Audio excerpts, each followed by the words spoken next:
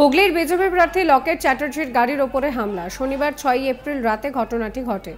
শনিবার হুগলির বাঁশবেড়িয়ায় এক কালী পুজোয় আমন্ত্রণ রক্ষা করতেই গিয়েছিলেন লকেট চট্টোপাধ্যায়, আর সেই পুজোতেই লকেট অংশগ্রহণ করেছিলেন। অভিযোগ, তখনই কিছু দুষ্কৃতী হাতে লাঠি, কালো পতাকা নিয়ে ওনার গাড়িকে ঘিরে ফেলে, গো ব্যাক স্লোগানও দেয়, আর তাছাড়া তার গাড়ি ভাঙচুরেরও চেষ্টা চালানো হয়। এই ঘটনায় লকেট বলেন, ষড়যন্ত্র করে তার উপরে হামলা চালানোর চেষ্টা হয়েছে। এই ঘটনাটা পুরোপুরি হুগলি জেলা তৃণমূল মহিলা সংগঠনের সভানেত্রী এবং বাঁশবেড়িয়া পৌরসভার ভাইস চেয়ারম্যান শিল্পী চ্যাটার্জির অঙ্গুলি হেলনেই করা হয়েছে।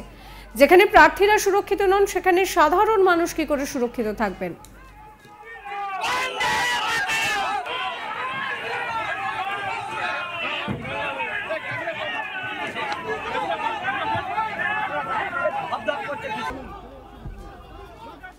কি বলছেন লকেট চ্যাটার্জি, শোনাবো। রেগুলারের আমার যেরকম শিডিউল থাকে, আমি প্রোগ্রাম করছিলাম। রাত 9:30 নাগাদ আমি সপ্তগ্রামের বাঁশবেড়িয়ায় ঢুকি এবং কালীতলা বলে একটি জায়গা আছে, সেখানে আমি কালী পুজোতে গেছিলাম। আমাকে ওখান থেকে ইনভিটেশন দেওয়া হয়েছিল এবং সেখানে মা কালীর পুজো এবং বহু মানুষ, পাড়ার মানুষজন ছিলেন এবং সবার সাথে দেখা সাক্ষাৎ করেছি, মাকে পুজো দিয়েছি এবং দিয়ে যখন গাড়িতে উঠে গাড়িটা স্টার্ট করেছি, দেখতে পাই যে কিছু লোক একটা বড় বাঁশ, 3-4টে বাঁশের ওপরে একটা ছোট কালো পতাকার মতন লাগানো, এবং তারা আসছে এবং উল্টো পাল্টা অসভ্য ভাষায় গালাগালি দিচ্ছে, নোংরা কথা বলছে এবং গো ব্যাক স্লোগান দিচ্ছে। এবং তখন আমি ভেবেছি যে ঠিক আছে, তারা হয়তো দিচ্ছে, তাদের স্থানীয় মানুষের মতন হতে পারে, অনেকে অনেক কিছু তখন ষড়যন্ত্র, কনস্পিরেসি থাকে। কিন্তু বিষয়টা আরো বাড়াবাড়ি হয় যত আমার গাড়ি রাস্তা এগোতে থাকছিল এবং বসেছিলাম। গাড়ির চারিদিক ঘিরে তারা মোটামুটি গাড়িতে মানে মারতে থাকে গাড়ির মধ্যে অনবরত, এবং আপনারা বুঝতে পারছেন যে গ্লাস গাড়ির মধ্যে রয়েছে এবং সেগুলো মানে ভেঙে যেতে পারে। এবং সেই অবস্থায় চারিদিক দিয়ে গাড়ির মধ্যে মারতে শুরু করে এবং সিকিউরিটিরা গাড়ি থেকে নেমে যায়। চেষ্টা করে তারা সামনে তাদেরকে শান্ত করতে, কিন্তু আমি ওখানে ভিডিও করেছিলাম কিছুক্ষণ। আমি দেখছি ভিডিও করছি, ভিডিও দেখতে দেখতে তারা আরো বেশি করে করছে, যাতে আমি ভিডিও করছি ওরা দেখ মানে আরো বেশি বাড়াবাড়ি করতে পারে। আমি ভিডিওটা বন্ধ করে দিই, কারণ ওরা এত বাড়াবাড়ি করছিল। এবং তারপরে আমার সাইডের কাছের কাছে আসে, এসে ওটাকে ভাঙার চেষ্টা করে এবং একজন গাড়িতে ওঠার চেষ্টা করছিল, কারণ সেই সময় গাড়িতে কেউ ছিল না, আমরা সিকিউরিটিরাই গাড়ির বাইরে ছিল এবং গাড়িতে ওঠার চেষ্টা করছিল। সেখানে ওই সময়টা অন্ধকার ছিল, লোকও খুব কম ছিল ওই আশেপাশে, এবং তারা গাড়িতে ওঠার চেষ্টা করে, কিন্তু ড্রাইভার ধাক্কা দিয়ে তাদেরকে গাড়ির দরজা বন্ধ করে দেন এবং সেটা তাদেরকে নামিয়ে দেয় এবং বিভিন্নভাবে চেষ্টা করে যে কিভাবে গায়ে আমার হাত দেওয়া যায়, কিভাবে কাঁচ ভাঙা যায়। মানে একটা বিরাট ভাবে বড় করে একটা ষড়যন্ত্র করেছিল এবং সেখানে আমরা কেউ কিচ্ছু জানতে পারিনি এবং তৎক্ষণাৎ আমরা পুলিশকে ফোন করেছি এবং পুলিশ এই বিষয়ে কিছু জানে না। স্থানীয় মানুষও, যেখানে আমরা পুজো করতে গেছি, সেখানে কেউ কিচ্ছু বুঝতে পারেনি যে কিছুক্ষণের মধ্যে এরকম একটা বড় সড়ো ঘটনা ঘটাবার জন্য টিএমসি থাকবে।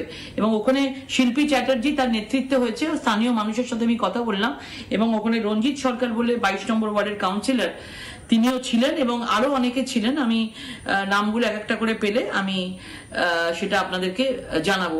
এবং একজন নির্বাচনের প্রার্থী এরকম ভাবে চারিদিকে নির্বাচনের প্রচার করছে এবং সেখানে এরকম ভাবে একটা রাতবিরেতে একটা মহিলার উপর অ্যাটাক হচ্ছে, এরকম ভাবে ভেবে দেখুন।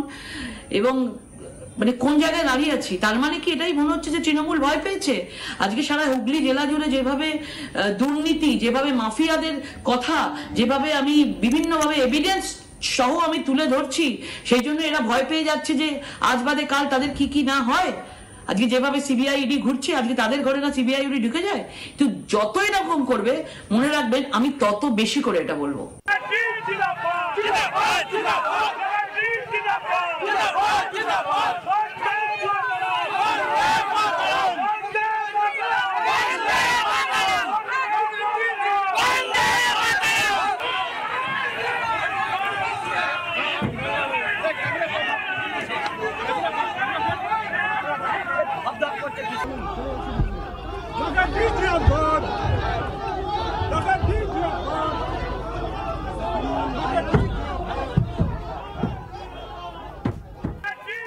প্রসঙ্গত লকেট চট্টোপাধ্যায় এবার হুগলির বিজেপি প্রার্থী।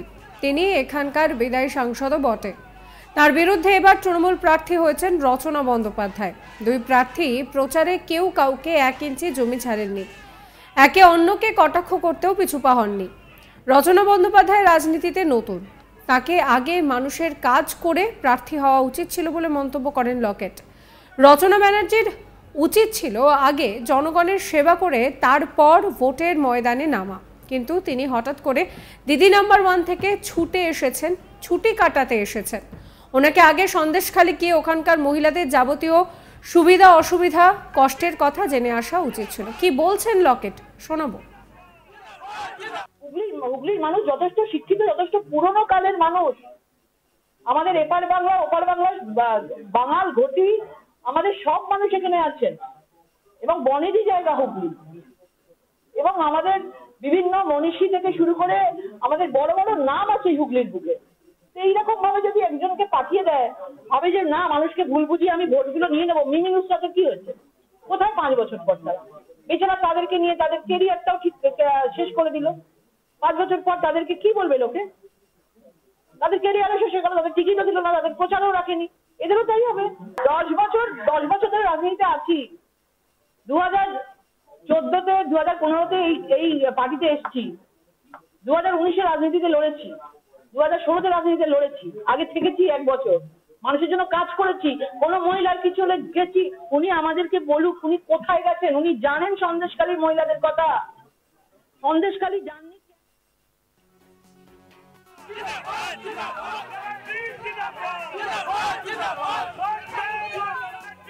যে ছবি আপনারা দেখতে পাচ্ছেন যে লকেট চট্টোপাধ্যায়ের গাড়ি সেখান দিয়ে যাচ্ছিল, আর সেই সময়ই তার গাড়িকে ঘিরে গো ব্যাক স্লোগান দেওয়া হয়। শুধু তাই নয়, লকেট অভিযোগ করছেন যে তার গাড়ির কাঁচ ভাঙার চেষ্টা করা হয়েছে।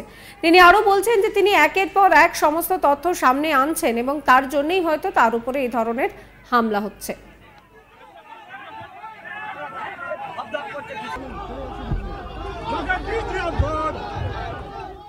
সাবস্ক্রাইব করবেন আজ তাক বাংলার ইউটিউব চ্যানেলকে, ফলো করবেন হোয়াটসঅ্যাপ চ্যানেলও।